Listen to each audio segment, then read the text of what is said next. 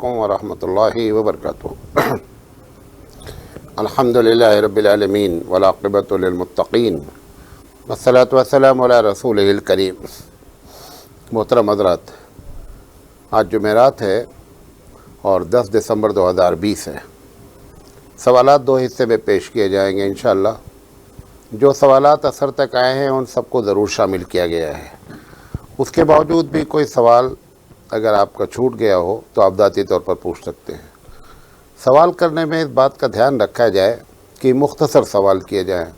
बाद लोग पूरी अपनी बातें करते हैं, ऐसा हुआ वैसा हुआ, फिर आखिर में एक जुमला।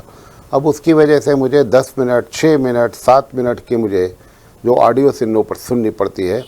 तो बेहतर यह है कि मुख्तसर सवाल करें, असल जो मकसद है वो सवाल कर लें। बहरहाल सवाल आया हुआ है कि छूटी हुई नमाज़ें कैसे अदा करें और इसका सुन्नत तरीका क्या है। सबसे पहली बात बता दें कि अल्लाह के रसूल सल्लल्लाहु अलैहि वसल्लम और सहाबा का अमल, नबी के सल्लल्लाहु अलैहि वसल्लम की कोई हदीस ऐसी मौजूद नहीं है कि एक आदमी की जानबूझकर अगर नमाज छूटी गई हो तो उसको अदा कैसे किया जाए। वजह यह है कि वो जानते ही नहीं थे सहाबा कि नमाज छोड़ी जा सकती है। तो एक बात ये समझ ले, सुन्नत तरीका जो भी बताया जा रहा है लोगों का अपना इज्तिहाद है, अपना मसला है। कोई सुन्नत तरीका है ही नहीं, किसी हदीस में इसका जिक्र ही नहीं है कि नमाज कैसे पढ़ी जाए। अब उसके लिए चूँकि अलग अलग राय है, अलग अलग फतावे हैं।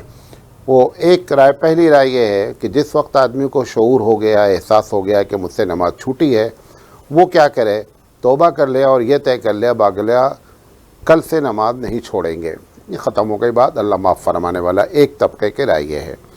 दूसरे तबके की राय ये है कि जितनी नमाज़ें आपके बालिग होने के बाद छूटी हैं, एक अंदाज़े के मुताबिक कि मैं 12-14 साल का रहा हूँगा जब बालिग हूँ और आज मेरी उम्र 40 साल है, तो 14 और 6 20, तो 26 साल से मैं नमाज़ छोड़ रहा हूँ।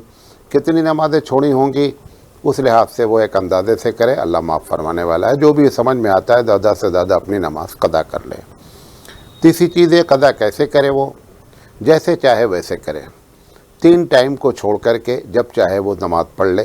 पहला ये सूरज निकलते वक्त, सूरज डूबते वक्त और ज़वाल, ये 3 को छोड़कर जब उसका दिल चाहे, जिस नमाज का दिल चाहे, वो नमाज कदा की नियत करता रहे कि अल्लाह मेरी जो भी नमाज छूटी है, ख़त्म हो गई बात, ये कर सकता है। कुछ लोगों की राय ये है और बड़ी अच्छी राय ये है कि बहुत से लोग हैं अब 20 साल से नमाज़ पढ़ रहे हैं और 20 साल नमाज़ छोड़ी उन्होंने। 20 साल से नमाज़ पढ़ रहे हैं और नफिल नमाज़ पढ़ रहे हैं, यानी इशा में नफिल पढ़ रहे हैं, मगरिब में नफिल पढ़ रहे हैं, ज़ोहर में नफिल पढ़ रहे हैं। तो नफिल नमाज पढ़ने के बजाय उनको चाहिए कि वो अपनी फ़र्ज़ नमाज अदा करें, नफिल नमाज। हाँ, अगर उनके पास इतना वक्त है नफिल भी पढ़ें और फ़र्ज़ भी पढ़ें तो बड़ी अच्छी बात है। लेकिन ये कि नमाज फ़र्ज़ की कोई बात नहीं है और नफिल पर नफिल पढ़ रहे हैं, इसका कोई जो है वो इस तरीके से फ़ायदा नहीं होगा, क्योंकि फ़र्ज़ छूटा हो और नफिल अदा की जाए ये कोई अक्लमंदी की बात नहीं। बहरहाल जिस तरीके से चाहें पढ़ें, सारी राय मैंने आपके सामने नकल कर दी। बाद लोगों का ये भी कहना है कि सुन्नत मुअक्कदा की जगह पर आप हमेशा नियत करें अपनी फ़र्ज़ छूटी हुई की। बाद यहाँ तक भी कहते हैं कि गैर मुअक्कदा के बजाय सुन्नत मुअक्कदा में भी, यानी गैर मुअक्कदा में तो कर ही सकते हैं, सुन्नत मुअक्कदा के बारे में भी है कि उस वक्त आप दोनों की नियत एक साथ करें। वल्लाहु आलम बिस्सवाब। बहरहाल चूँकि हदीस मौजूद ना होने की वजह से ये मुख्तलिफ राय है। पूछा गया है कि हम जब कभी अपने दोस्तों से बातें करते हैं और उनको दीन की बात बताते हैं तो हमारे कमरे में रहने वाले कहते हैं कि जितने आलिम होते हैं तुम एक बात कहते हो, वो एक बात कहते हैं, और मालूम नहीं वो एक फ़िरका जो नजात पाएगा वो कौन होगा। और जिन्होंने भेजा है उन्होंने ये कि मेरे कमरे में लोग हैं, कमरे में ईद मिलादुन्नबी मनाते। जब मैंने उनसे आपकी तकरीरें सुनाई और मैंने कहा अरब लोग देखिए ईद मिलादुन्नबी नहीं मनाते हैं, तो उस पर उन्होंने कहा कि 72 फ़िरक़े जहन्नम में जाएंगे, एक जन्नत में जाएगा, तो वो एक कौन होगा। लिहाजा इस किस्म के मसाइल में खुलासे कलाम ये है, वो कहना ये चाहते हैं ये कैसे मालूम हो कि जो कह रहे हैं आप वो सही है। ये सवाल अल्लाह के रसूल सल्लल्लाहु अलैहि वसल्लम से भी पूछा गया कि अल्लाह के रसूल जब 73 फ़िरक़े हो जाएंगे और उसमें से 72 जहन्नम में जाएगा और एक जन्नत में जाएगा, तो वो एक कौन होगा। अल्लाह के रसूल सल्लल्लाहु अलैहि वसल्लम ने बहुत ही मुख्तसर जवाब दिया। آپ نے فرمایا ما انا علیہ و اصحابی، جس پر میں ہوں اور میرے صحابہ ہیں۔ مثال کے طور پر آپ عید میلاد النبی 11ویں جتنی بھی باتیں ذکر کرنا چاہتے ہیں جس میں اختلاف ہے، آپ اس میں صرف اس بات کا دھیان رکھیں کہ وہ عمل آپ کے نبی کریم صلی اللہ علیہ وسلم کے ذریعے ثابت ہے یا نہیں۔ عید میلاد النبی ابو بکر نے جیسے منائی ویسے منا لیجئے، عمر نے جیسے منائی ویسے منا لیجئے، 1,24,000 صحابہ نے جیسے منائی ویسے منا لیجئے۔ اگر انہوں نے ڈی جے بجا کر کے منائی آپ بھی ڈی جے بجا کر منا لیجئے، اور اگر انہوں نے 12 تاریخ کو دعوتیں کر کے منائی ہے، جلوس نکال کے منایا، تو آپ منا لیجئے، ورنہ یہ سمجھ لیجئے کہ آپ اس ایک میں نہیں ہیں، 72 میں کہیں نہ کہیں ضرور ہیں، کیونکہ ایک میں ہونے والے کا عمل سنت سے ثابت ہونا چاہیے اور معمولات صحابہ سے ہونا چاہیے۔ تو اس طریقے سے ان کو جواب دیں اور سمجھانے کی کوشش کریں کہ وہ ایک طبقہ ناجی وہ ہے جو سنت پر عمل کرتا ہے۔ ایک صاحب نے پوچھا ہے کہ نماز میں رکعت بھول گئے، سلام پھیرنے کے بعد کسی نے یاد دلایا، آپ کیا کریں؟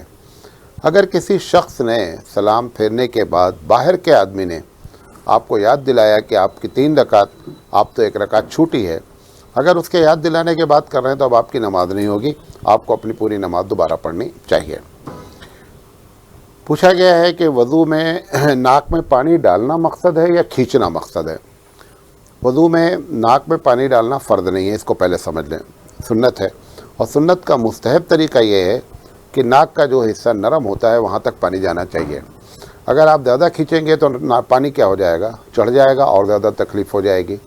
لیکن بعض لوگ جو ایسے کر رہے ہیں، ایسے وہ ناک میں پانی چھلا رہے ہیں، یہ جو کر رہے ہیں وہ کچھ بھی نہیں ہو رہا ہے، وہ تو ان کو مسئلہ ہی نہیں معلوم ہے۔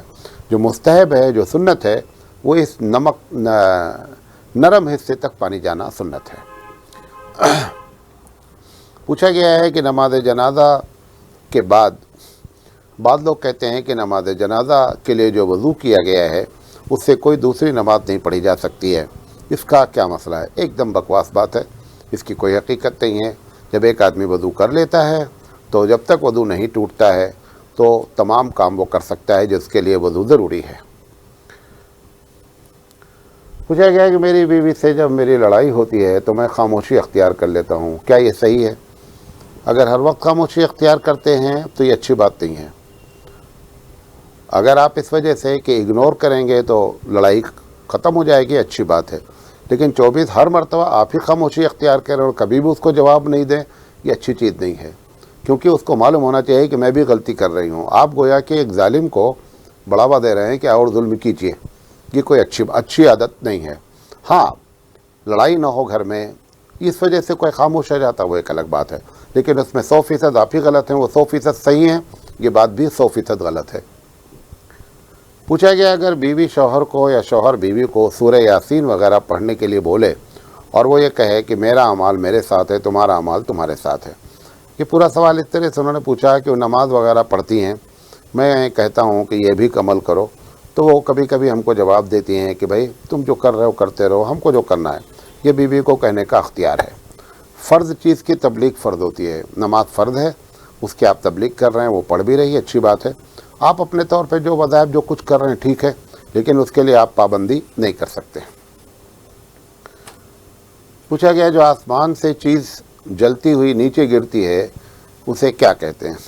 ہمارے یہاں اصطلاح میں اس کو شہاب ثاقب کہتے ہیں، جو کبھی کبھی جس کو ہم لوگ اپنی زبان میں کہتے ہیں تارا ٹوٹنا، تو وہ شہاب ثاقب کہلاتا ہے۔ پوچھا گیا میں اپنی چھوٹی ہوئی نمازیں پڑھ رہا ہوں تو میں سجدے میں ایک ہی مرتبہ اور رکوع میں ایک ہی مرتبہ تسبیح پڑھتا ہوں اور اتحیات پڑھ لیتا ہوں، درود چھوڑ دیتا ہوں، تو ہماری نماز ہو جائے گی کہ نہیں؟ آپ ایک مرتبہ نہ پڑھیں تو بھی نماز ہو جائے گی۔ تسبیح کا پڑھنا واجب اور فرض نہیں ہے، رکوع کا کرنا فرض ہے، لیکن یہ بات بھی جان رکھیں کہ نماز آپ اللہ کے حکم سے پڑھ رہے ہیں اور طریقہ رسول اکرم کا ہے، یہ رسول اکرم کا طریقہ نہیں ہے۔ جتنا آپ گڑ ڈالیں گے اتنی میٹھی ہوگی۔ آپ مسئلہ پوچھ رہے ہیں ہو جائے گی کہ نہیں نماز ہو جائے گی، لیکن یہ طریقہ سنت کے خلاف ہے۔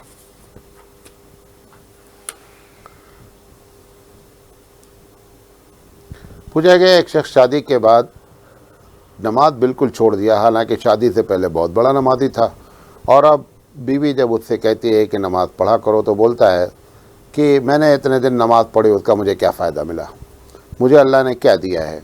تو کیا اس طریقے کے جملے بولنے سے بھی نکاح ٹوٹ جاتا ہے؟ یہ کفریہ جملہ ہے، نکاح ٹوٹ گیا. اگر ایسا بول رہی کہ میرے اللہ نے میرے ساتھ کیا کیا، میں کیوں نماز پڑھوں، تو نماز کا انکار ہو گیا. اور انکار پلرز جو ہے وہ کیا ہے؟ وہ کفر کی علامت ہے. حضرت ابو بکر صدیق رضی اللہ تعالیٰ عنہ سے زکوٰۃ کا انکار کیا، لہذا انہوں نے ان کو کافر گردانا اور ان کے لیے تلوار نکالی گئی اور باقاعدہ جہاد ہوا. اور ایسے جہاد ہوا جبکہ وہ کلمہ بھی پڑھتے تھے، نماز بھی پڑھتے تھے، روزہ بھی رکھتے تھے، حج بھی کرتے تھے. صرف انہوں نے ایک بات کہہ دیا تھا کہ زکوٰۃ کا حکم ختم ہے، میں زکوٰۃ نہیں دوں گا. اگر یہ آدمی انکار کر دیتا ہے پلر صاف اسلام کا تو کفریہ بات ہو جاتی ہے، لہذا یہ نکاح ٹوٹ گیا. پوچھا گیا اگر سجدہ طویل کرنا ہے اور نفل نماز ہے تو کیا زمین پر رکھ سکتے ہیں، زمین پر کہنی رکھ سکتے ہیں کہ نہیں؟ یہ بات سمجھنا چاہیے کہ زمین پر کہنی مرد کے لیے رکھنا جو ہے وہ سنت کے خلاف ہے. اگر ایک کام ایسا آپ کرنا چاہتے ہیں لمبا سجدہ جس میں سنت کی مخالفت ہو رہی ہے، تو ایسا لمبا کام کرنے کی ضرورت کیا ہے؟ آپ اتنا ہی کام کریں جس میں سنت کی ادائیگی ہو. کوئی سنت نے آپ کے اوپر زبردستی نہیں کیا کہ آپ سجدہ لمبا لمبا کریں اور سنت کی مخالفت کریں. یہ پالیسی ایک دم غلط ہے، بلکہ سنت کے مطابق ہی سجدہ کرنا چاہیے. کہا گیا ہے مولانا صاحب بڑی خوشی کی بات ہے کہ آپ کی تقریروں کے اثرات پڑھتے ہیں. ہماری مسجد میں آج ایک اعلان لگا ہوا ہے کہ یہاں پر کل جمعہ ہے اور جمعہ میں عورتوں کو خطبہ سننے کا انتظام کیا گیا ہے اور یہ آپ کی تقریر کا اثر ہے. تو کیا جمعہ میں عورتیں خطبہ سننے کے لیے جا سکتی ہیں؟ جب تقریر کا اثر ہوا ہے اللہ کا فضل ہے. یہ جو عورتوں کو تعلیم کا مسئلہ ہے کہ عورتوں کو تعلیم دین کی نہ دینے کے جو نتائج برے برآمد ہو رہے ہیں وہ یہ ہے کہ شرک اور بدعت سے ہمارا معاشرہ کبھی بھی پاک نہیں ہو سکتا ہے. لہذا کم سے کم عورتوں کے تعلیم کا جو بھی ذریعہ ہو سکے اس ذریعے کو ضرور اختیار کرنا چاہیے. اگر یہ لکھا گیا ہے بہت اچھی بات ہے، مبارکباد کے مستحق ہیں. اور جو لوگ اس کو کہتے ہیں کہ یہ فتنہ ہے وہ ایک دم غلط بات کہتے ہیں. اور اگر کبھی فتویٰ دیا بھی گیا ہے تو میری سمجھ سے فتویٰ کوئی بھی شریعت کے مطابق نہیں ہے. نبی کریم صلی اللہ علیہ وسلم کے زمانے میں ساری عورتیں مسجد میں آیا کرتی تھیں. آج بھی عرب دنیا میں کہتا ہوں جو لوگ فتنہ کہتے ہیں ان کو عرب جا کر دیکھنا چاہیے. بیچ پر فتنہ موجود ہے اس کے باوجود عورت موجود ہے. بازار میں فتنہ موجود ہے اس کے باوجود موجود ہے. کالج میں فتنہ موجود ہے عورت موجود ہے. کوئی فتویٰ نہیں دے رہا ہے. مسجد میں جتنی مسجدیں عرب دنیا میں ہیں اللہ ماشاء اللہ سب میں جمعہ پڑھنے کا تقریباً اہتمام ہوتا ہے عورتوں کے لیے. میں بھی 18-20 سال رہا، میں نے کبھی نہیں دیکھا کہ مسجد میں عورت آئی تو فتنہ ہو گیا. فتنہ کرنے والے مسجد میں نہیں آتے بھائی. مسجد میں جو آتے ہیں وہ نیک لوگ ہیں. آپ کی سمجھ سے سارے گنڈے مسجد میں آتے ہیں، میری سمجھ سے گنڈے بازار میں رہتے ہیں. گنڈے مسجد میں نہیں آتے ہیں. یہ فلسفہ ایک دم غلط فلسفہ ہے. پوچھا گیا کوئی نماز پڑھ رہا ہے تو کیا اس کے پاس جا کر بول سکتے ہیں کہ نماز کے بعد فلاں جگہ آ جاؤ؟ ایک آدمی نماز پڑھ رہا ہے، پریکٹیکلی باتیں لکھی انہوں نے. یہ ہمارے دوست ہیں جمال الدین صاحب کہ نماز پڑھ رہا ہے اب آپ کو جانا ہے. اب ابھی آپ کو وہ 1 منٹ اور نماز میں لگائیں گے تو آپ نے جا کر کے وہاں کہہ دیا کہ دیکھو نماز ختم کر کے جو ہے نا فلاں جگہ آ جاؤ. یہ ایک دم غلط ہے، نماز کے احترام کے خلاف ہے. آدمی کو نہیں بولنا چاہیے. کیوں؟ نماز بڑی اہم چیز ہے. آپ انتظار کر لیں، جب اس کی نماز ختم ہو جائے تب اس سے بولیں کہ بھائی آ جاؤ. پوچھا گیا ہے کہ اگر عورتوں کو مونچھ کی جگہ بال آ جائیں تو کیا اسے صاف کر سکتی ہیں؟ صاف کر سکتی ہیں. پوچھا گیا اگر فرض نماز میں سورہ فاتحہ پڑھ کر رکوع میں چلا گیا تو کیا کریں؟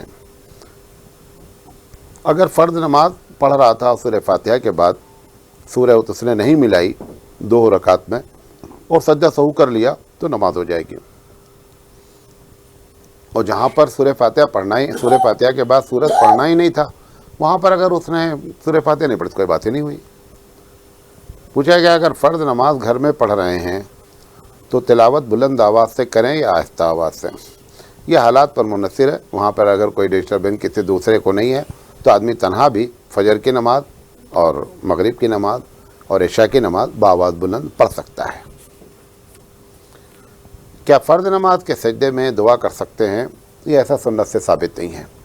جتنی دعائیں ثابت ہیں اللہ کے رسول صلی اللہ علیہ وسلم سے وہ ساری دعائیں وہ ہیں جب آپ سنت پڑھ رہے تھے یا آپ کوئی نفل نماز پڑھ رہے تھے، اس وقت آپ کی دعائیں ثابت ہے جو سبحان ربی الاعلیٰ کے علاوہ ہے۔ باقی فرض نماز میں آپ صلی اللہ علیہ وسلم نے کبھی کوئی ایسی دعا پڑھی ہو، ایسی کوئی دعا میرے علم میں نہیں ہے اور نہ یہ سنت سے ثابت ہے جہاں تک میں جانتا ہوں۔ پوچھا گیا اگر فرض نماز میں تیسری رکعت میں فاتحہ کے بعد سورہ پڑھ لی تو کیا سجدہ سہو ہوگا؟ اگر فرض نماز میں تیسری رکعت میں فاتحہ کے بعد سورہ پڑھ لی تو کیا سجدہ سہو ہوگا؟ سجدہ سہو کی ضرورت نہیں ہے۔ اگر نماز میں ایک ہی سجدہ کر کے کھڑا ہو گیا تو کیا سجدہ سہو ہوگا؟ اگر نماز میں دیکھیں، یہ سمجھ لیں مسئلہ، یہ مسئلہ بہت کم لوگ جانتے ہیں۔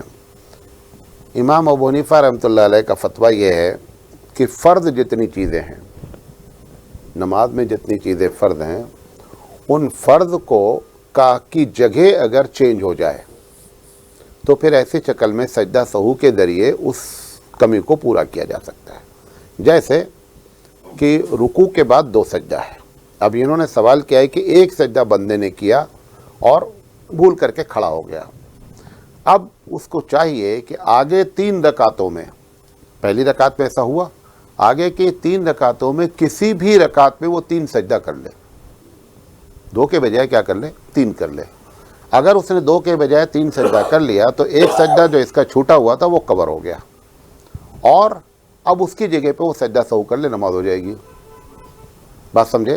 یا اس کا الٹا کر لیجئے، ایک آدمی رکوع کرنے کے بجائے سیدھے سجدے میں چلا گیا، اب سجدے کے بعد اسے یاد آیا کہ میں نے تو رکوع کیا ہی نہیں، دونوں سجدہ کرنے کے بعد اب اس نے رکوع کر لیا اور پھر کھڑا ہو کر کے قیام کر لیا، اس کے بعد سجدہ سہو کر لیا، تو بھی نماز اس کی ہو جائے گی، کیونکہ حالانکہ امام شافعی رحمۃ اللہ علیہ کے نزدیک قطعی نہیں ہوگی، ان کے نزدیک ترتیب لازم ہے، یہاں ترتیب کیا ہو گئی ہے؟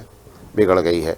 تو یہ جو پوچھا گیا ہے اگر ایک ہی سجدہ سہو کیا اور پھر سجدہ وہ چھوٹا ہی رہا تینوں رکعت میں تو گویا پھر اب اس کی نماز نہیں ہوئی، اس کو نماز دہرانی پڑے گی۔ پوچھا گیا کہ اذان ہوتے وقت اپنے روم میں نماز پڑھ سکتے ہیں کیا؟ غالباً یہ کہنا یہ چاہتے ہیں کہ اذان ہو رہی ہے اور بندے نے نیت باندھ دیا اور اذان شروع ہو گئی۔ اذان جب ہوتی ہے تو اس کا مطلب یہ پکا ہے کہ اس نماز کا وقت بھی شروع ہو گیا ہے۔ جب نماز کا وقت شروع ہو گیا تو آپ کوئی بھی اس وقت کی جو نماز پڑھیں گے نماز ادا ہو جائے گی، کوئی مسئلہ نہیں ہے۔ پوچھا گیا ہے کہ شیئر مارکیٹ میں میرا پیسہ لگا ہے اور ہم کو اس بات کا خطرہ ہے کہ کہیں ہمارا پیسہ جو ہے وہ ہیک نہ ہو جائے، اور خطرہ محسوس ہوتا ہے کہ کوئی اس کا پاس ورڈ جان کر کے پیسے کو نکال لے، تو کیا اس چیز سے بچنے کے لیے ہم ایک پیسے کا فکس اماؤنٹ ایف ڈی کر دیں اور اس کے ذریعے سے ہمارا پیسہ جاتا رہے؟ تو کیا ایسا، اور پھر جو اس ایف ڈی پر جو انٹرسٹ آوے اس انٹرسٹ سے ہم انکم ٹیکس ادا کر دیں، تو کیا ایسا ہم کر سکتے ہیں یا نہیں؟ دیکھیں بات سمجھ لیں، ہیک ہونے کا مسئلہ 1% ہے، 99% تو اکاؤنٹ ہیک نہیں ہوتے نا۔ 1% کی وجہ سے اس شریعت جو ہے وہ کیوں ایسا مسئلہ بیان کرے گی کہ آپ حرام کام کرنے کی آپ کو اجازت دی جا رہی؟ 99% سیفٹی کی بات کریں آپ، تو 99% جب بندہ سیف ہے تو اس کی بنیاد پر وہ ایف ڈی کی اجازت کیوں دے گی؟ قطعی نہیں دے گی۔ پوچھا گیا مولانا صاحب میری بچی ہاسپٹل میں پیدا ہوئی اور پیدا ہونے کے بعد فوراً مجھے بچی کو دے دیا گیا میرے گود میں اور کہا گیا اذان دیجئے، میں اچانک میری عجیب کیفیت ہو گئی اور میں نے اذان جو ہے معلوم نہیں کیسے دے دیا اور میں اذان صحیح نہیں دے سکا۔ اب مجھے احساس ہے کہ یار بچی کی اذان صحیح نہیں ہوئی ہے، تو کیا ایسا ہمارا یہ جو ہمارا عمل ہے اس کی وجہ سے کیا بچی کی زندگی پر کوئی اثر پڑے گا یا نہیں؟ یہ بات سمجھ لیں کہ اذان بچے کے کان میں دینا فرض نہیں ہے، فرض نہیں ہے، سنت ہے۔ اگر آپ نے اذان دینے میں کوئی غلطی کر دیا ہے، اس سے بچی کی صحت پر کوئی فرق نہیں پڑتا ہے، بچی کے عقیدے پہ کوئی فرق نہیں پڑتا ہے، بچی کی زندگی پہ کوئی فرق نہیں پڑتا ہے، آپ ایک دم ٹینشن نہیں لیں اور نہ دہرانے کی ضرورت ہے کہ دوبارہ اب بچی بڑی ہو گئی ہے اور آپ اس کو اذان دیں، آپ کو دہرانے کی ضرورت بھی نہیں ہے۔ پوچھا گیا صحابہ کے زمانے میں قرآن حفظ کرنے کا طریقہ کیا تھا؟ کیونکہ ان کے زمانے میں ہماری طرح قرآن دستیاب نہیں تھا۔ صحابہ نے قرآن کس ترتیب سے حفظ کیا تھا؟ کیا نزول قرآن کے اعتبار سے یا جس ترتیب سے قرآن جمع کیا گیا ہے؟ لمبا سوال ہے، مختصراً 1 جملے 2 جملے میں جواب دیتے ہیں۔ یہ وہ علاقہ ہے کہ جو ساری چیزیں یہ آپ ان کا کہہ لیجئے کہ ان کا کلچر ہی یہ ہے، یہ لکھنے پر کبھی بھی جو ہے اعتماد نہیں کرتے رہے، بلکہ ہمیشہ انہوں نے اعتماد کیا اپنے میموری پر، اپنی یادداشت پر۔ لہذا جب ایک صورت کا ایک ٹکڑا، بہت کم صورتیں ایسی ہیں جو پوری صورت نازل ہوئی ہے، ورنہ عموماً ایسا ہوا ہے کہ 2-4 آیتیں نازل ہوئیں، ختم۔ تو اللہ کے رسول صلی اللہ علیہ وسلم سے جبریل امین جب آتے تھے تو جب بسم اللہ الرحمن الرحیم سے قرآن کی ابتدا کرتے تھے تو اللہ کے رسول جان جاتے تھے کہ نئی صورت ہے، اور اگر بسم اللہ الرحمن الرحیم کے بغیر شروع کرتے تھے تو اللہ کے رسول جان جاتے تھے کہ یہ کسی آیت کا ٹکڑا ہے۔ اب جبریل امین یہ بتا دیتے تھے کہ یہ جو 4 آیتیں ہیں یا 5 آیتیں ہیں یا 10 آیتیں ہیں، یہ فلاں صورت کی فلاں آیت کے بعد سے اس کو کنیکٹ ہونا چاہیے، اور وہ اللہ کے رسول صلی اللہ علیہ وسلم کو یاد ہو جاتی تھی اسی طریقے سے، کیونکہ اللہ تعالیٰ نے یہ وعدہ لیا تھا ہم آپ کو یاد کرا دیں گے، آپ اس کی فکر نہیں کریں۔ جس ترتیب سے اللہ کے رسول صلی اللہ علیہ وسلم کو قرآن کریم یاد تھا، اسی ترتیب سے اللہ کے رسول صلی اللہ علیہ وسلم جیسے جبریل نے آپ کو بتایا تھا، آپ صحابہ کو بتا دیا کرتے تھے۔ نمبر 1۔ نمبر 2، نزول قرآن کی ترتیب سے قرآن مجید لکھا ہی نہیں گیا، اس کو نوٹ کر لیں۔ نزول قرآن کی ترتیب سے قرآن مجید نہیں لکھا گیا ہے۔ قرآن مجید کی جو آیت نازل ہوئی، جس جگہ پر جس آیت کے بعد میں نہ تھی وہیں پر لکھ لے۔ ایسا تو ممکن ہے کہ ہر ٹکڑا الگ الگ لکھا ہو، جو نازل ہوا وہ لکھ دیا گیا، جو نازل ہوا وہ لکھ دیا گیا، جو نازل ہوا، ایسا تو ہوا ہے، لیکن ایسا نہیں ہوا ہے کہ جس ترتیب سے نازل ہوا ہے اسی ترتیب سے قرآن مجید ہو۔ ایک صرف نسخے کے بارے میں ہے جو حضرت علی رضی اللہ تعالیٰ عنہ نے قرآن مجید ترتیب دیا تھا، تو انہوں نے چونکہ فنکار آدمی تھے، وہ علم کے ماہر تھے، انہوں نے اس بات کا اہتمام کیا تھا کہ ڈسینڈنگ آرڈر کو فالو کیا تھا، کہ قرآن مجید کی پہلی جیسے ان کا قرآن جو شروع ہوتا تھا وہ الحمد سے نہیں شروع ہوتا تھا، اقرأ باسم ربک الذی سے شروع ہوتا تھا، لیکن وہ قرآن کریم حضرت عثمان رضی اللہ تعالیٰ عنہ یا ابو بکر صدیق رضی اللہ تعالیٰ عنہ کے زمانے میں وہ قرآن کریم مل نہیں سکا کہ اس کی ترتیب کیا تھی، لیکن بقیہ لوگوں کے پاس جو حفظ کیا گیا ہے، جس لحاظ سے آج قرآن کریم موجود ہے، اسی لحاظ سے حفظ کیا گیا ہے۔ واللہ اعلم۔ پوچھا گیا ہے عورتیں قبرستان کیوں نہیں جا سکتی؟ پہلی وجہ یہ ہے، اللہ کے رسول صلی اللہ علیہ وسلم قبرستان کے بارے میں ایک فارمولہ سمجھ لیجئے۔ قبر ہمیشہ شرک کا اڈا رہی ہے، جس کا بھی دور رہا ہے، جس نبی کا زمانہ رہا ہے، قبر ہمیشہ شرک کا اڈا رہی ہے۔ اللہ کے رسول صلی اللہ علیہ وسلم نے نبوت کے بعد، خاص کر مدینہ آنے کے بعد، قبرستان کے بارے میں سب سے پہلی رائے اللہ کے اشارے سے ہوئی ہوگی، یقینی بات ہے کہ نہ عورت قبرستان جا سکتی ہے اور نہ مرد جا سکتے ہیں، دونوں کو منع کر دیا گیا، پہلی پالیسی، کیونکہ قبر ہی شرک کا اڈا ہے، آج بھی اڈا ہے۔ پھر اس کے بعد اللہ تعالیٰ نے نبی کریم صلی اللہ علیہ وسلم کو اجازت دی، اور آپ نے کہا کہ میں نے پہلے منع کیا تھا مردوں کو بھی عورتوں کو بھی، اب میں عورتوں کے لیے منع کرتا ہوں، مردوں کو اجازت ہے۔ یہ دوسرا آرڈیننس آپ صلی اللہ علیہ وسلم نے دیا، لہذا عورتوں کو منع کر دیا گیا۔ عورتوں کے منع کرنے کی وجہ ایک تو یہ حدیث سے منع ہے، دوسری وجہ یہ ہے کہ جتنا بھی شرک ہو رہا ہے قبروں سے، وہ کس کی وجہ سے ہو رہا ہے؟ عورتوں کی وجہ سے۔ اگر کہیں خدا نہ خواستہ یہ پرمیشن ہوتی تو کیا حالت ہوتی؟ جب اجازت نہیں ہے تب تو یہ عالم ہے، اگر اجازت دے دی گئی ہوتی تو کیا عالم ہوتا؟ تو ایک وجہ یہ ہے، دوسری وجہ گویا یہ ہے، پہلی وجہ حدیث سے منع ہے، لاجک یہ ہے کہ وہاں سے خرافات اور شرک کو کنٹرول نہیں کیا جا سکتا، اور تیسری وجہ یہ ہے کہ ابھی کبھی عورت صرف قبرستان، جیسے کوئی کسی کا انتقال ہوا رہتا ہے اور قبرستان کے بغل سے راستہ ہے، اور اگر بہن بیٹی اس قبرستان سے گزرتی صرف اور اس کو بتا دیا جائے کہ وہ جگہ تمہارے ابا کی قبر ہے، وہ گزرتے جذباتی ہو جاتی ہے۔ اگر عورتوں کو اجازت دے دی جائے گی تو وہ جذبات میں وہاں روئیں گی، چلائیں گی، کارن کریں گے، سب کچھ کریں گے، اس لیے جو ہے عورتوں کو اجازت نہیں دی گئی۔ اور چوتھی وجہ یہ بیان کی جا سکتی ہے کہ آپ قبرستان جانا کیوں چاہتی ہیں؟ سوال یہ ہے قبرستان جانا کیوں چاہتی ہیں؟ قبرستان جانے کی وجہ قرآن حدیث کی روشنی میں دو ہو سکتی ہے۔ پہلی وجہ یہ ہو سکتی ہے کہ لوگوں قبرستان کی زیارت کیا کرو، زوروا مقابرکم لتذکر الموت، قبرستان جایا کرو تاکہ تم کو اپنی موت یاد آوے۔ ایک وجہ تو یہ ہے، یہ سب کے لیے کامن ہے، عورت مرد، لیکن جب دو چیزیں ہوتی ہیں، نقصان زیادہ ہوتا ہے، نفع کم ہوتا ہے، تو شریعت کا اصول ہے کہ نفع والے پر حکم جاری کر دیتا ہے اور نقصان والے سے کیا کرتا ہے؟ روک دیتا ہے۔ دوسری وجہ یعنی کہ یہ ہے کہ میں ان کے لیے دعائیں کروں، آپ جن کے لیے دعا کرنا چاہتی ہیں وہ اپنے گھر سے بھی کر سکتی ہیں، اس کے لیے قبر کے پاس کھڑا ہونا کوئی ضروری نہیں ہے۔ پوچھا گیا ہے کہ اسلام میں پارٹ آف دا باڈی یعنی آرگنز کی اجازت ہے یا نہیں، یعنی ڈونیٹ کرنے کی اجازت ہے کہ نہیں؟ اسلام میں اس کی قطعی اجازت نہیں ہے۔ دو وجہ ہے۔ جس آرگنز کو آپ ڈونیٹ کرنا چاہتے ہیں وہ اگر آپ کا بنایا ہوا ہے تو ٹھیک ہے، آپ اس کے مالک ہی نہیں ہیں۔ مثال کے طور پر آپ حلوائی کی دکان پہ کھڑے ہو جائیں اور بولیں کہ بھائی میں نے اس سال ثواب کر دیا ہے، پوری مٹھائی کی دکان پر آپ لوگ لے جائیے۔ آپ مٹھائی کے مالک نہیں بھائی صاحب، اس لیے آپ اس پر اس سال ثواب کی نیت کر کے لوگوں کو تقسیم نہیں کر سکتے۔ آپ کی باڈی ہے ہی نہیں، آپ نے باڈی بنایا ہی نہیں ہے، لہذا یہ جو پارٹ آف دا باڈی ہیں یہ آپ کو گفٹ کیے گئے ہیں، آپ اس کو استعمال کر سکتے ہیں، آپ اس کو کسی کو گفٹ نہیں کر سکتے ہیں۔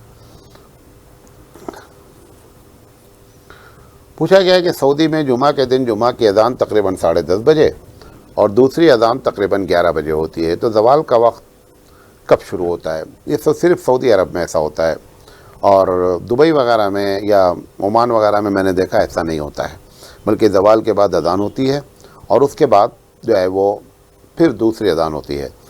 دبئی وغیرہ کی بعض مسجدوں میں ہو سکتا ہے، شارجہ وغیرہ میں ہوتا ہو۔ یہ اصل مسئلہ کیا سمجھ لیں، یہ خاص کر سعودی کا جو مسئلہ ہے۔ حرم کے بارے میں یہ ہے، یا یہ کہ جمعہ کے بارے میں امام شافعی رحمۃ اللہ علیہ کا غالباً یہ مسلک ہے اور اہل حدیث حضرات کا کہ جمعہ کے دن زوال کا حکم نہیں ہے، لہذا جمعہ کے دن زوال نہیں مانتے وہ۔ جب جمعہ کے دن زوال نہیں مانتے تو فجر کے بعد کسی وقت بھی کیا ہو سکتا ہے؟ ظہر کا وقت شروع ہو سکتا ہے۔ جب ظہر کا وقت شروع مان لیں گے تو جمعہ کی اذان دینا جائز ہو جائے گا، تو اس طریقے سے وہ جمعہ کی اذان دے دیتے ہیں۔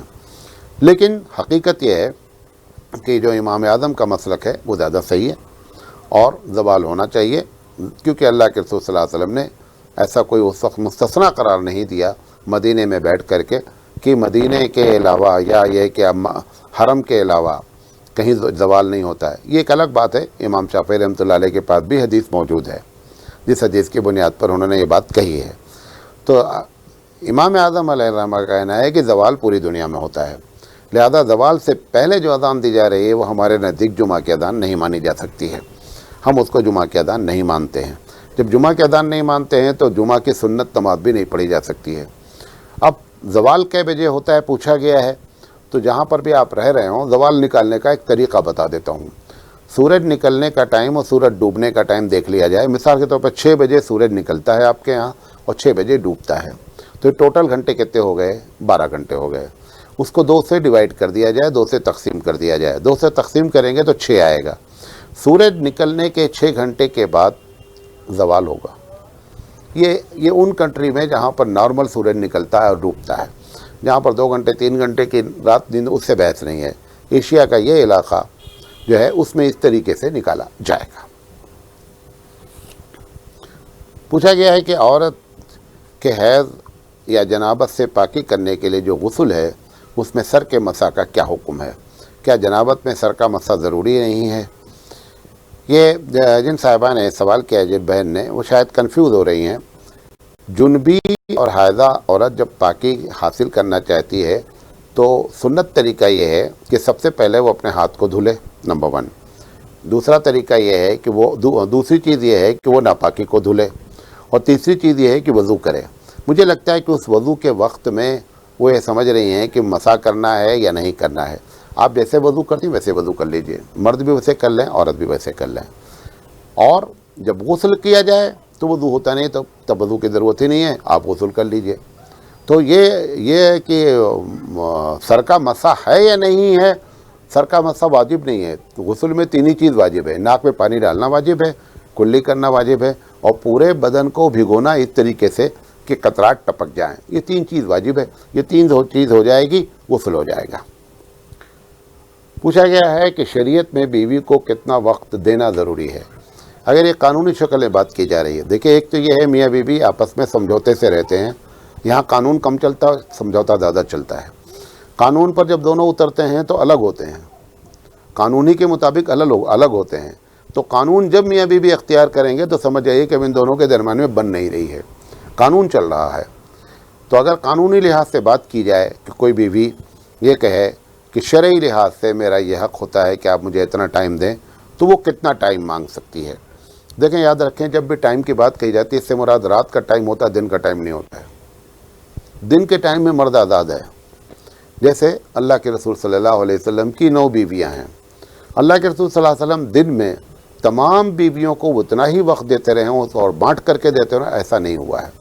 جہاں آپ کا دل چاہتا تھا وہاں آپ رہتے تھے، اور زیادہ تر حضرت عائشہ صدیقہ رضی اللہ تعالیٰ عنہ کے گھر میں رہتے تھے، اور اس کی بھی بنیادی وجہ تھی کیونکہ عائشہ صدیقہ رضی اللہ تعالیٰ عنہ کا جو کمرہ تھا وہ مسجد نبوی سے سب سے قریب تھا، گویا مسجد نبوی کا ایک حصہ رہا ہو، تو اس سے دن کا وقت مراد نہیں ہے۔ جو مراد ہے وہ یہ ہے کہ چوتھی رات بیوی کا حق ہے شرعی لحاظ سے۔ ہر چوتھی رات میں اگر 3 راتیں بھی اس نے نہیں دیا بیوی کو اور چوتھی بھی نہیں دیا تو اب یہ گنہگار ہوگا، یہ گویا کہ اس نے بیوی کا حق مارا ہے۔ تو قانونی لحاظ سے یہ اس کا حق ہے، اور دن کا جو ٹائم ہے اس کو قانونی لحاظ سے مرد کے اوپر جو ہے وہ تھوپا نہیں جا سکتا۔ یہ ایک الگ بات ہے کہ میاں بیوی کو زیادہ آپس میں ایک دوسرے کو وقت دینا چاہیے، لیکن چونکہ قانونی لحاظ سے بات پوچھی گئی ہے لہذا اس کا جواب جو ہے وہ قانونی لحاظ سے دے دیا گیا ہے۔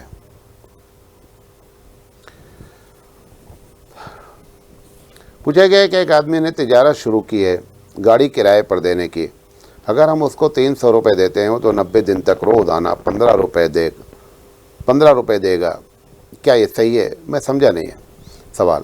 اگر کرایہ مقصد ہے کہ گاڑی کو کرائے پر دینا تو کرائے پہ گاڑی دینا جائز ہے۔ وہ جو بھی قیمت لگاتا ہے کہ 5 روپے پر ڈے، 10 روپے پر ڈے، جو بھی چاہے وہ دے سکتا ہے، اور اگر وہ کہتا ہے مہینہ بھر کے لیے لوگے تو اتنا ڈسکاؤنٹ دیں گے، اگر ڈیلی پے کرو گے تو اتنا دیں گے، ایسا بھی کر سکتا ہے۔ پوچھا گیا کیا سر کا مڈوانا ہمیشہ سنت ہے؟ کیونکہ ہم نے دیکھا ہے کہ اللہ والے بزرگ لوگ اپنے سر کو مڈاتے رہتے ہیں، تو کیا یہ سنت ہے؟ مجھے نہیں معلوم ہے کہ یہ آپ نے مڈاتے بھی دیکھا ہے، میں نے ہزاروں لوگوں کو دیکھا ہے جو سر پہ وہ پٹا رکھتے ہیں، تو آپ کو وہی لوگ نظر آئیں جو مڈاتے رہتے ہیں، لیکن ہم کو دوسرے بھی نظر آتے رہتے ہیں۔ بہرحال شرعی مسئلہ کیا ہے؟ شرعی مسئلہ سر کا مڈانا سنت ہے ہی نہیں، یہ بات سمجھ لیجئے۔ سنت صرف حج اور عمرے کے ٹائم پر سر کا مڈانا ہے۔ یہ ایک الگ بات ہے کہ کوئی مڈاتا ہے، مڈائے، روزانہ مڈائے، تیسرے دن مڈائے، 5ویں دن مڈائے، یہ سمجھ کر نہ مڈائے کہ سنت ہے۔ یہ مدرسے میں جو بچوں کے بالوں کو مڈواتے ہیں، اس کی 2 بنیادی وجہ ہے۔ بال کا مڈانا ذلت کی علامت ہے، نوٹ کر لیں۔ یہی وجہ ہے کہ جب قیدی جیل میں پہنچتا ہے تو سب سے پہلا کام اس کا کیا کرتے ہیں؟ اس کا بال بنوا دیتے ہیں، یہ اس کی ذلت کی۔ حج میں آدمی جو بال منڈواتا ہے اس کی بھی یہی وجہ ہے کہ میں اپنے اللہ کے سامنے اپنے آپ کو ذلیل جانتا ہوں، اس لیے میں اپنا سر کے بال وہاں منڈوا لیتا ہوں، اللہ سب سے بڑا ہے، میری حیثیت اس کے سامنے کچھ بھی نہیں ہے۔ ایک وجہ یہ ہے۔ دوسری وجہ یہ ہے سر مڈانے کی، بال مڈانے کی، جب بچہ 13 اور 14 سال کو کراس کرتا ہے، لڑکی ہو یا لڑکا ہو، آپ کو ایک سائن بتا رہا ہوں، یہ قرآن حدیث میں کہیں نہیں لکھا ہے، آپ کو تجربے کی ایک بات بتا رہا ہوں۔ جب یہ 13-14 سال کا بچہ ہوتا ہے، لڑکی یا لڑکا، تو سب سے پہلے جو اس کو نقشہ مارنے کی عادت ہوتی ہے اپنی جوانی شو کرنے کی، وہ اپنے بال پر سب سے زیادہ پہلے توجہ دیتا ہے، سب سے زیادہ توجہ۔ میں ایک کلاس میں پڑھاتا تھا وہاں دبئی میں، تو ایک دن پرنسپل نے مجھ سے کہا کہ ہر پیریڈ میں یہ بچے پیشاب کرنے جاتے ہیں، میں بھی آخر آتی ہوں یہاں، میں بھی اسی موسم میں رہتی ہوں، مجھے تو 6 گھنٹے 7 گھنٹے تک پیشاب نہیں لگتا ہے، یہ آخری نوجوان بچوں کو ہر گھنٹے پیشاب کیوں لگتا ہے؟ تو میں نے کہا یہ پیشاب کرنے نہیں جاتے ہیں، یہ تم نے باتھ روم کے ہر واش بیسن پر شیشہ لگا رکھا ہے۔ تو بہت اچھا سا ایک سائڈ میں باتھ روم بنا تھا، اس کے اپوزٹ سائڈ میں واش بیسن لگا تھا، اور ہر واش بیسن کے سامنے کیا لگا تھا؟ شیشہ۔ اگر آپ یہ چاہتے ہیں کہ بچے کم جائیں باہر کلاس کے، آپ آج کیا کریے کہ سارے شیشے اکھڑوا دیجئے، ان کا یہ بار بار جانا بند ہو جائے گا۔ یہ جو بھی یہ 13 سال 14 سال کے بعد وہ بچے سب سے پہلی توجہ کدھر دیتے ہیں؟ بال پر دیتے ہیں۔ اس وجہ سے وہ بال کٹانے کی بات کہی جاتی ہے کہ یہ ان کا جو نقشہ مارنا ہے یہ تھوڑا سا کم ہو جائے، یہ بھی ایک وجہ ہے۔ بہرحال وہ پرنسپل نے دوسرے دن مطلب شام کے وقت میں جب بچے چلے گئے 2 بجے، انہوں نے سارے شیشے اکھڑوا دیے۔ اب اس کے بعد دوسرے دن جب بچے آئے تو اچھا اسکول میں جب کالج میں بھی آتے تو 10-15 منٹ پہلے آتے بچے، جو وہ پہلے کہاں جاتے ہیں؟ وہ باتھ روم میں جاتے ہیں، وہ وہاں دیکھے تو شیشہ ہی نہیں ہے۔ پھر 2-1 दिन में वो जाना आना बंद हो गया। लोगों ने लेकिन ये बात कही कि ये सिराज सर का आइडिया है और ये उन्होंने करवाया है। प्रिंसिपल को ये बात भी बता दिया उन्होंने कि ये सिराज सर का आइडिया है, उन्होंने ये बात कराई है। खैर उन्होंने कह दिया मीटिंग में कि सिराज सर ने आइडिया दिया और हमको एकदम कंट्रोल में है, हमारे बच्चे जो है अब टॉयलेट बाथरूम कम जाते हैं, तो वो भी एक वजह हो सकती है। पूछा गया है मौलाना साहब, मैंने रुस्वा रसूल अकरम किताब पढ़ी, उसमें लिखा हुआ है कि नाखून जो है वो दाहिने हाथ से काटना चाहिए और शहादत की उंगली से, क्या ये बात सही है? सही है। पूछा गया क़ज़ाए उम्री का तरीका क्या है, इस पर मैंने पूरी बात कर ली शुरू में आपसे। पहला सवाल का जवाब दिया गया। एक साहब ने अपनी गाड़ी रहन रख दी है कुछ पैसों के एवज में, तो क्या वो उसको इस्तेमाल कर सकते हैं? कतई नहीं कर सकते। गाड़ी रहन इसलिए रखी गई है कि मेरा पैसा अगर डूब जाए तो आप मेरी गाड़ी बेच करके पैसा आप ले लीजिएगा। गाड़ी इस्तेमाल करने की इजाज़त नहीं है। ये जो खेत लोग बो लेते हैं, जो घर पे मकान लेते हैं लीज पर और फिर उसको किराया खाते रहते हैं, ये सब सूद खाते हैं। पूछा गया हज़रत, लोग कहते हैं कि मैयत के साथ अगर 40 कदम चले तो उसके गुनाह माफ़ हो जाते हैं, शर्त यह है कि वो पीछे मुड़ करके न देखें।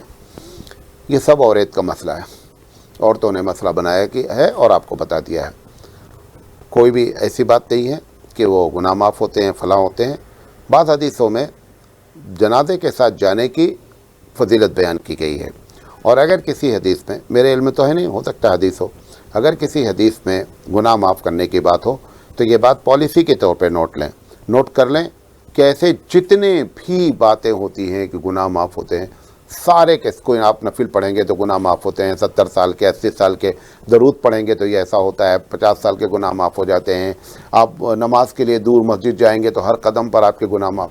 ये गुनाह माफ़ होने की जितनी हदीस है नोट कर लें, सबसे मुराद गुनाह सगीरा है, छोटे गुनाह हैं। कबीरा कभी नहीं माफ़ होते जब तक कि आदमी तौबा नहीं करता है। पूछा गया हमारे गांव में कब्रिस्तान से वापसी पर रिश्तेदारों को एक मखसूस खाना खिलाते हैं, उसका खाना कैसा है? इसकी भी एक पॉलिसी समझ लें। मरने के बाद, मरने के नाम पर इस्लाम में कोई खाना नहीं। ये सारे खाने पंडितों के बनाए हुए हैं, ब्राह्मणों के बनाए हुए हैं। न तीजा सुन्नत है, तीजा तो लफ्ज़ी संस्कृत है, न तीजा सुन्नत है, न 10वां सुन्नत है, न 20वां सुन्नत है, न 40वां सुन्नत है, सब सुन्नत के ख़िलाफ़ है।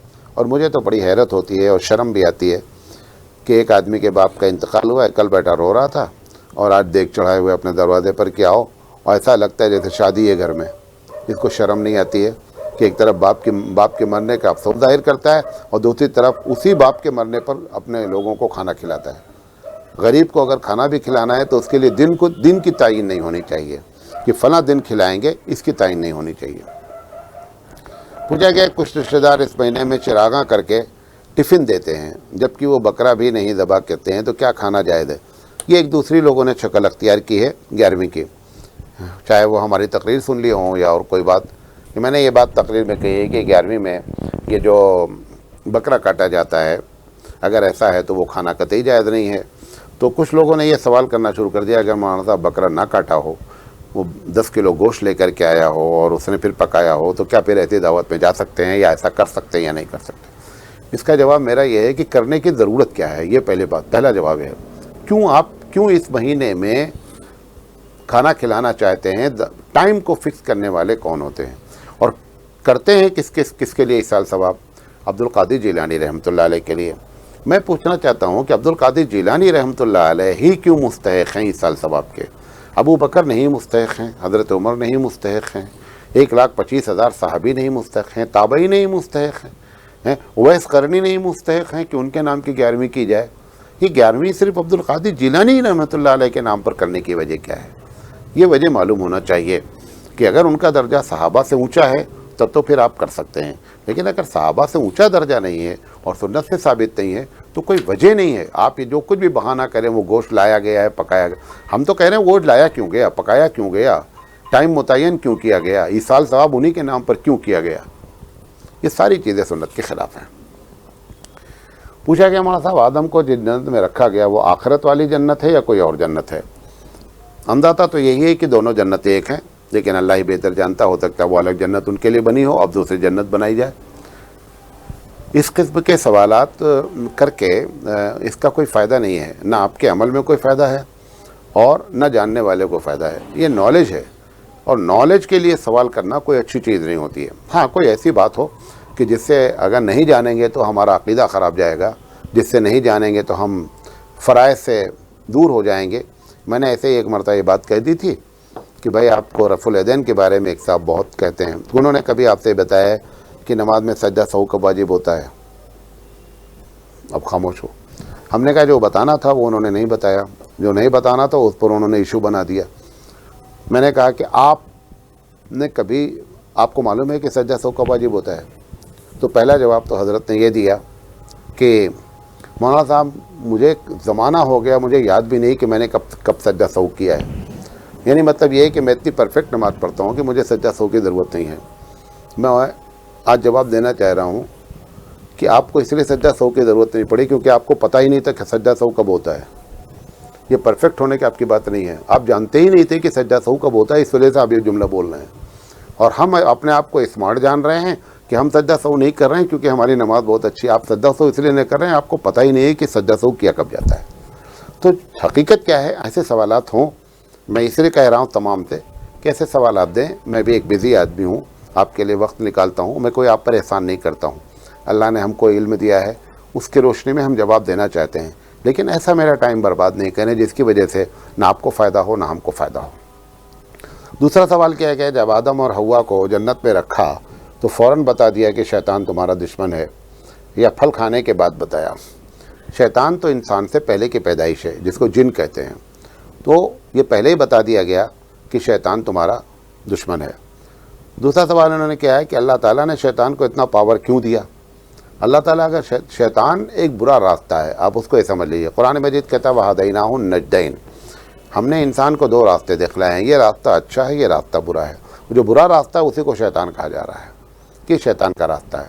تو یہ تو اللہ کا احسان ہے، گزرے بتا دیے شیطان کا راستہ، نہ بتاتا اور جہنم میں ڈال دیتا تو کیا کر لیتے؟ تو اس نے منسوب کر دیا صرف کہ یہ شیطانی راستہ ہے۔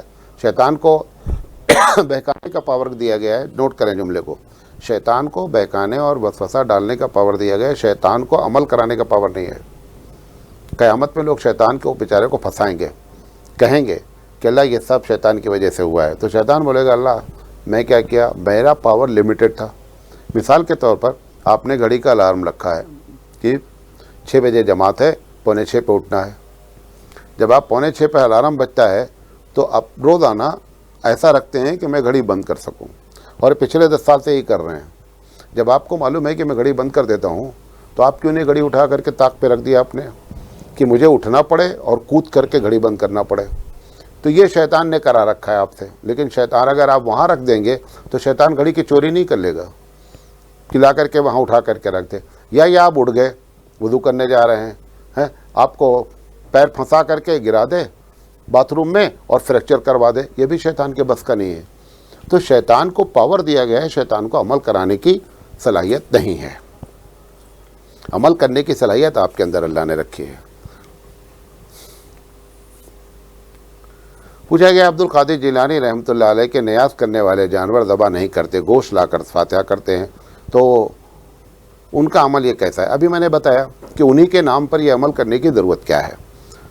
پوچھا گیا کہ حضرت جنت میں کوئی روک ٹوک نہیں ہے تو آدم علیہ السلام کو پھل کھانے سے کیوں روکا گیا ہے؟ اس میں کیا مصلحت ہے؟ اس کا جواب سن لیجیے۔ جنت میں جو روک ٹوک نہیں ہے وہ ان لوگوں کے لیے ہے جو اپنے عمل کی بنیاد پہ جنت پہ جائیں گے، یہ ان کی ایڈوانٹیج ہے۔ یہ آدم علیہ السلام عمل کی بنیاد پہ نہیں گئے تھے بلکہ ان کا گھر ہی بنا دیا گیا تھا جنت، دونوں میں فرق ہے۔ بات سمجھے میرے؟ نہیں سمجھے؟ ہاں۔ پوچھا کہ ہم نے سنا ہے کہ کوئی جہنم میں جاتے ہیں تو سزا پوری ہونے پر جنت میں داخل کر دیا جائے گا اور پھر جنت سے کبھی نہیں نکالا جائے گا، تو آدم اور حوا کو کیوں نکالا گیا؟ یہ دوسرا سوال ہے ان کا۔ یہ سب ایک ہی آدمی کے سوالات ہیں کہ آخر جنت میں داخل ہونے کے بعد تو کسی کو نکالا جاتا ہی نہیں ہے، تو یہ کیسے نکال دیے گئے؟ جنت میں کسی کو نکالا نہیں جاتا اس کو جس کو عمل کی بنیاد پہ داخل کیا گیا ہو۔ یہ عمل کی بنیاد پہ داخل ہی نہیں ہوئے تھے، یہ تو پہلے دن سے جنت میں تھے اس لیے نکالا گیا غلطی کرنے پر۔ یہ سوالات تھے جو آئے تھے اور جو بھی اثر تک آئے تھے جواب دیا گیا ہے۔ اللہ تعالیٰ عمل کرنے کی توفیق عطا فرمائے، آمین یا رب العالمین۔